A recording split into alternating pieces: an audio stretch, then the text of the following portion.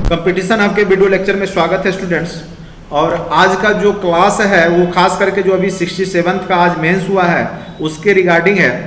और सबसे बड़ी बात ये मैं आज बताने जा रहा हूँ, जो हमारे द्वारा 15 क्वेश्चन गेस किए गए थे उसमें 12 क्वेश्चन डायरेक्ट उसी रूप में क्वेश्चन पूछे गए। तो सबसे बड़ी बात ये हो जाती है, अभी सबूत मैं आपके सामने में अभी पेश करूँगा कि जो हमारे द्वारा जो गेस किया गया था या हमारे द्वारा जो टेस्ट ऑर्गेनाइज किया गया था और मात्र 2 ही टेस्ट के सारे क्वेश्चंस उसमें आ गए हैं। क्योंकि यहाँ पे आपको टोटल 8 क्वेश्चंस बनाने होते हैं, 3 क्वेश्चन हिस्ट्री के बनाने होते हैं, ठीक है। 8 क्वेश्चन में 3 क्वेश्चन हिस्ट्री के बनाने होते हैं और आपके 3 क्वेश्चन जो है IR के बनाने होते हैं, 3 क्वेश्चन IR के। तो हिस्ट्री और IR आप देखेंगे कि दोनों सेम टू सेम उसी प्रकार से हैं। और 2 क्वेश्चन आपके DI का रहता है मैथ, तो वो भी हमने जो करवाया था मुश्किल से 10-12 वीडियो करवाए थे, तो उसी पैटर्न पे वो क्वेश्चन भी पूछा गया है। तो आप लोग भरोसा करने के लिए मैं आपको सबूत दिखा दूं कि किस प्रकार के क्वेश्चन पूछे गए हैं। और अगर स्टूडेंट्स ने जो 10-15 क्वेश्चन भी उन्होंने किया होगा तो वो अच्छे से हैंडल करके आए होंगे। तो सबसे पहला देखिए, ये तो भारतीय राष्ट्रीय कांग्रेस की स्थापना के लिए उत्तरदायी कारकों का उल्लेख कीजिए। ये हमने आपको GS1 में इसलिए गेस नहीं किया था क्योंकि यह आधुनिक इतिहास का क्वेश्चन है, लेकिन यह इस तरह के क्वेश्चंस किसी भी टीचर के लिए गेस करना मुश्किल होता है और हमें यहाँ पे सारे क्वेश्चन बनाने नहीं होते हैं। इसीलिए ये सब क्वेश्चन अगर हमें गेस कर भी देता है तो कोई लोग पढ़ के नहीं जाते, इसलिए हमने इसको दूरी रखा। लेकिन अब देखिए जो मेन प्रकृति के जो क्वेश्चन पूछे गए थे, साइंस टेक, सबसे पहले हम कला संस्कृति में देखेंगे कि कला संस्कृति में हमने 2 क्वेश्चन गेस किया था। एक आपको क्वेश्चन गेस किया था मौर्य कला और दूसरा क्या था पाल कला। ऐसे मेरा उम्मीद था कि पाल कला ज्यादा संभावना है, तो 60 और 40 में हमने बांटा था, जैसा कि आप प्रीवियस वीडियो में भी आपने देखा होगा। और मैं आपको सबूत भी दिखा दूं, जो क्वेश्चंस पूछे गए जो हमारे गेस क्वेश्चन है उसको मैं दिखाना चाह रहा हूं कि आप पहले गेस क्वेश्चन जो हमारे द्वारा किया गया था वो आप देखिए। टोटल यही गेस है, सबके पास होगा चूंकि ये फ्रीली अवेलेबल था और YouTube पे भी मैंने डाला था, ठीक है। तो देखिए सबसे पहले यहाँ पे देखिए, यहाँ टोटल क्वेश्चन हमने कितना गेस किया है, 16, मात्र 16 क्वेश्चन GS1 में क्वेश्चन गेस किया। और कौन कौन से क्वेश्चन यहाँ पे लड़े वो मैं आपको बता दूं कि यहाँ पे कौन कौन सा क्वेश्चन यहाँ पे डायरेक्ट उसी रूप में पूछा गया है। तो सबसे पहले हमने पाल कला को गेस किया था, चले ये नहीं आया तो, लेकिन हमने बोला था कि दूसरा ऑप्शन भी आप लेके चलेंगे, मौर्य कला। ये 2 ही आपको कला में हमने बताया था। तो इसमें आप देखेंगे कि आपका जो मौर्य कला है वो आपको डायरेक्ट रूप से उसी टाइप के क्वेश्चंस पूछे गए, ठीक है। तो इसमें तो हमने पहले ही बोल दिया था कि इसी 2 में से कोई क्वेश्चन आने वाला है, इसको अच्छे से रट्टा मार के जाइए। आप प्रीवियस वीडियो भी आप देख सकते हैं, 20 सबूत के साथ में आपको दिखा रहा हूं। दूसरा क्वेश्चन हमने आपको बिहार में पास, देखिए ग्रीन वाला मैंने हिट लिस्टेड किया था कि अगर आप उतना भी नहीं क्वेश्चन तो 12-13 क्वेश्चन देखिए हमने ग्रीन कितना किया था, 1 2 3 4 5 6 7 8 9 10 11 12 क्वेश्चन को ही हमने मात्र ग्रीन किया था। और ग्रीन में आप देखिए कौन कौन सा, देखिए भारत छोड़ो आंदोलन आपके क्वेश्चन डायरेक्ट पूछे गए हैं। और इसको आजाद दस्ता की भूमिका को लेकर के भी चूंकि बिहार का योगदान था तो हमने बोला था अच्छे से करके जाइए, ये डायरेक्ट रूप से क्वेश्चन पूछे गए। संथाल विद्रोह डायरेक्ट रूप से पूछा गया है, बिहार में पाश्चात्य शिक्षा का प्रसार, और इसको हमने बोला था। और टेस्ट के क्वेश्चन में भी हमने जो क्वेश्चन दिया था आप यहाँ पर हम आपको दिखा दें कि जो हमारे द्वारा जो टेस्ट लिया गया था, और ज्यादा टेस्ट हमने नहीं लिया था, मात्र 2 टेस्ट यहाँ पे हमने करवाए थे। उसमें देखिए ये डायरेक्ट रूप से अगर आप देखेंगे तो ये क्वेश्चन आपको यहाँ दिखेगा, एक सेकंड, GS1 के क्वेश्चन में आपको ये जो टेस्ट 1 है, टेस्ट 1 के ही क्वेश्चन से यहाँ पे डायरेक्ट आप देख पाएंगे कि डायरेक्ट जो है GS1 के क्वेश्चन से ही यहाँ पे आ गया है, ठीक है।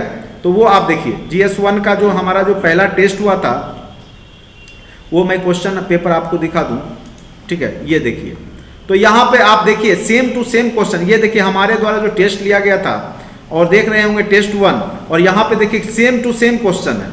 1858 से 1914 के दौरान बिहार में पाश्चात्य शिक्षा का संप्रसार का वर्णन कीजिए। और जो एग्जाम में क्वेश्चन पूछा गया है उसको भी मैं आपको दिखा देता हूं। देखिए क्वेश्चन जो पूछा गया है वो देखिए यहाँ पर, ठीक है, जो आज का पेपर है। देखिए क्या पूछा गया, 1857 से 1947 के मध्य बिहार में पाश्चात्य एवं तकनीकी शिक्षा का विस्तार क्रम।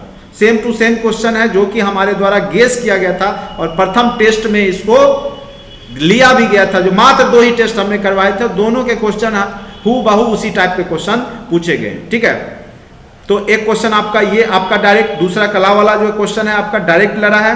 उसके बाद देखिए 1942 में भारत छोड़ो आंदोलन पर निबंध लिखें, क्या यह एक अनायास ही होने वाला आंदोलन था। तो इसमें आपको अच्छे से 1942 के भारत अनायास तो ये आंदोलन नहीं हुआ था, क्योंकि इसके पीछे बहुत लंबी संघर्ष थी, तो उसको लेकर के लिखना था। और इसको भी डायरेक्ट हमने क्वेश्चन में भी पूछा और गेस भी किया है, वो मैं आपको दोनों दिखा दूं, जो हमने गेस किया है और जो क्वेश्चन हमने पूछा है वो मैं आपको दिखा दूं। देखिए यहाँ पे हमने गेस में लिखा है भारत छोड़ो आंदोलन और आजाद दस्ता की भूमिका, इसको लेकर के बहुत सारे टॉपिक थे, लेकिन हमने इसी को लिया था और इसको ग्रीन किया, मात्र 10-12 टॉपिक ही ग्रीन किया, जो कि 12 क्वेश्चन में से लड़ रहे हैं। भारत छोड़ो आंदोलन और आजाद दस्ता की भूमिका निबंध लिखना था, इसमें आप पूरा संपूर्ण अगर लिख दिए होंगे तो बेहतर आपके मार्क्स आएंगे, जो हमारे द्वारा पढ़ाया गया था। तो आपके ये क्वेश्चन भी मौर्य कलाम, दूसरा आपका भारत छोड़ो ये भी लड़ गया, बिहार में पाश्चात्य शिक्षा ये भी लड़ गया। अब आइए गांधीवादी विचारधारा रविन्द्रनाथ टैगोर, रूस यूक्रेन से वैश्विक प्रभाव, और ये भी क्वेश्चन आप देखिए यहाँ पे आज जो क्वेश्चन पूछा गया है रूस यूक्रेन का, वो देखिए डायरेक्ट आईआर के क्वेश्चन लड़ जाना बहुत बड़ी बात होती है।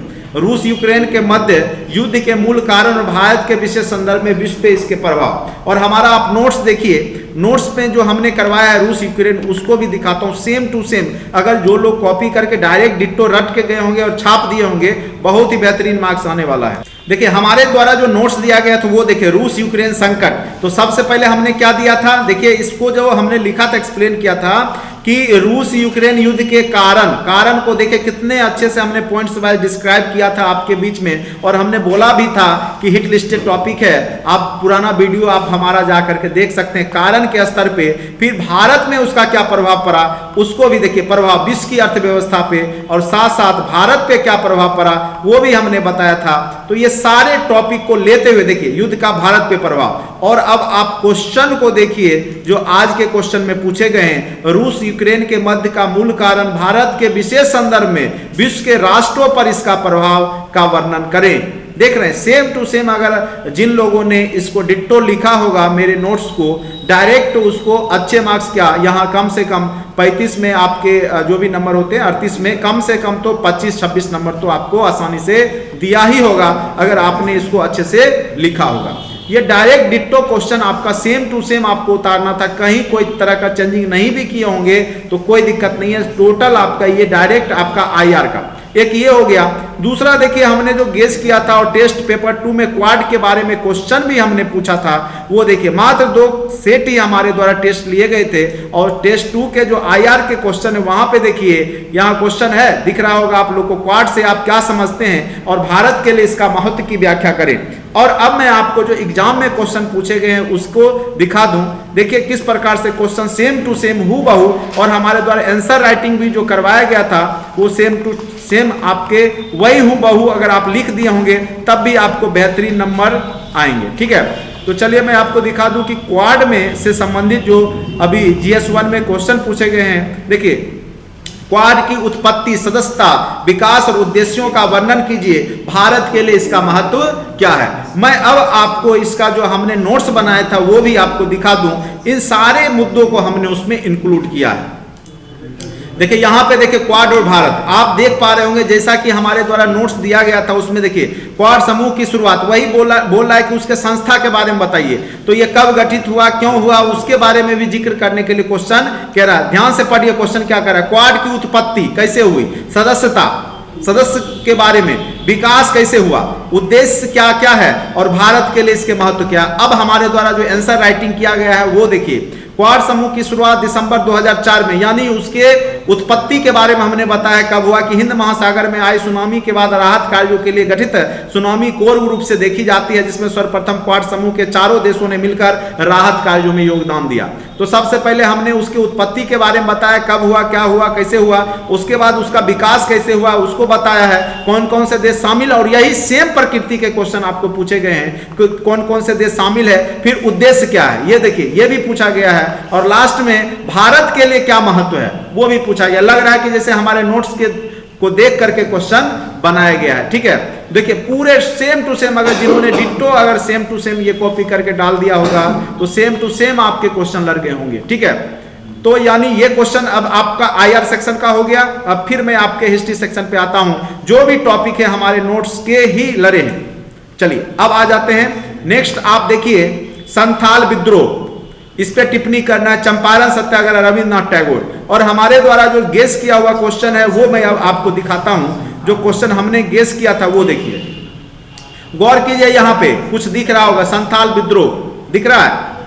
तो यहां पे आपका संथाल विद्रोह के भी क्वेश्चंस पूछे गए हैं। उसके बाद आपका गांधीवादी से रिलेटेड और रविन्द्रनाथ टैगोर की विचारधारा, इससे भी रिलेटेड आपका क्वेश्चन पूछा गया है। तो इन टॉपिक को अगर आपने किया होगा तो यहां से आपके ये क्वेश्चन और आपके जो क्वेश्चन जो सेट था, जो टेस्ट लिए गए थे, उसमें जो हमारा जो क्वेश्चन पूछा गया था संथाल विद्रोह के बारे में, तो ये सब देखिए, ये सब डायरेक्ट क्वेश्चन आपके क्लासरूम के प्रोग्राम से और हमारे नोट से लड़े हैं। जैसे संथाल विद्रोह की विशेषता हमने दिया तो बोला था पूरे आयाम को लेकर के आप देख लीजिएगा, ठीक है। उसके बाद रविन्द्रनाथ टैगोर की विचारधारा, और यहाँ देख रहे हैं रविन्द्रनाथ टैगोर की स्वतंत्रता संग्राम में, आंदोलन में, वही विचारधारा और आंदोलन में जो भी उन्होंने, रविन्द्रनाथ टैगोर को अच्छे से हमने बोला था पढ़ के जाने के लिए।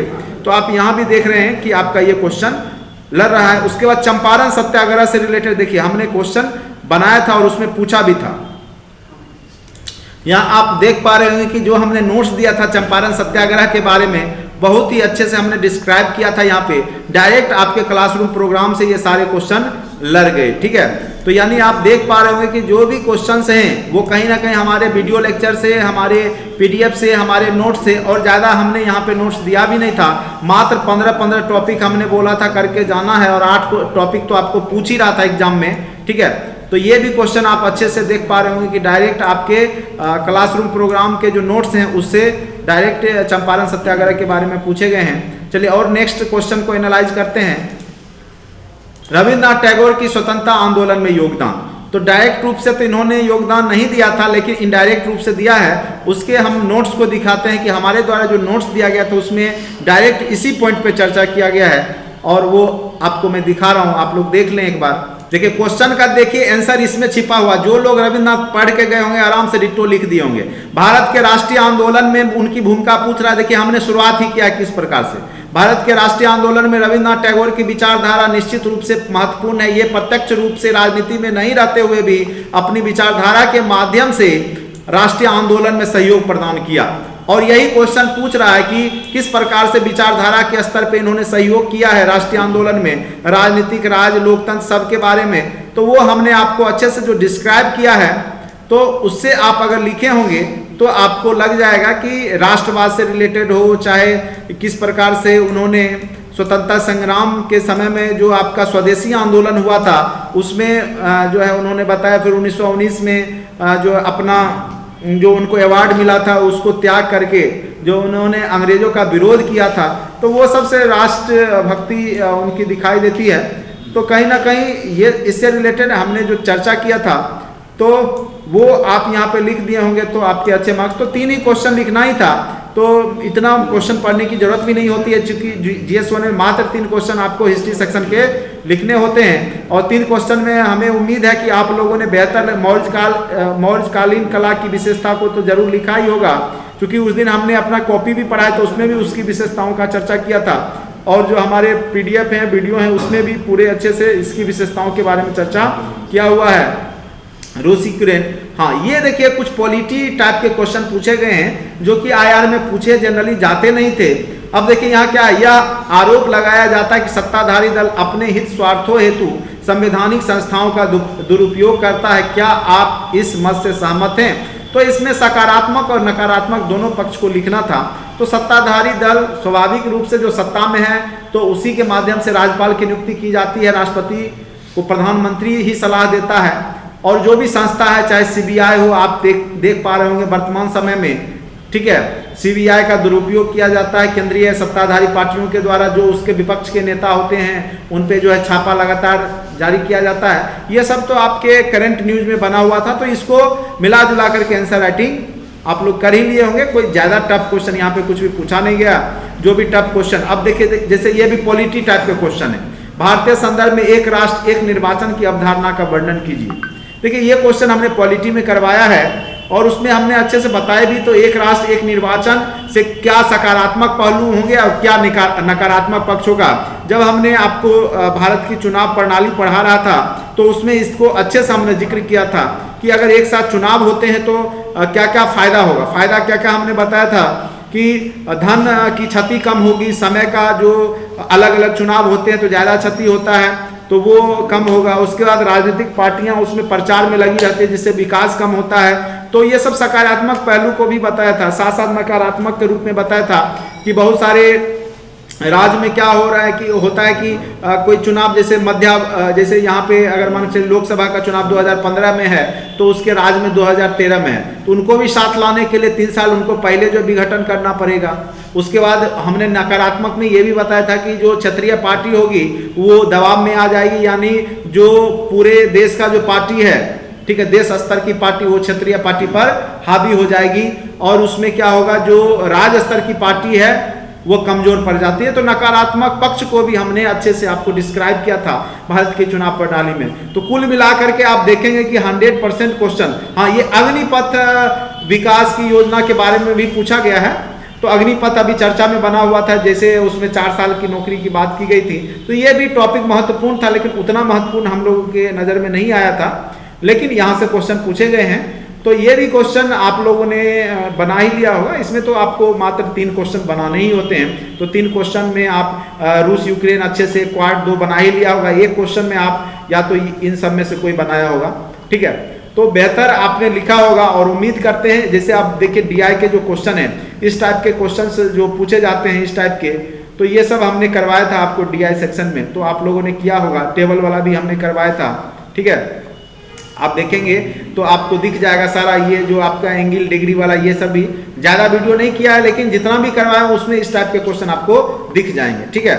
तो इस प्रकार से पूरा GS1 का एनालिसिस यही हुआ कि सारे क्वेश्चंस क्लासरूम के प्रोग्राम से हैं और आप भरोसा करके, अगर जिन्होंने भरोसा किया होगा और जिन्होंने मेरा वीडियो और PDF लिया होगा उनको जरूर यहाँ पे बहुत ज़्यादा फायदा मिला होगा।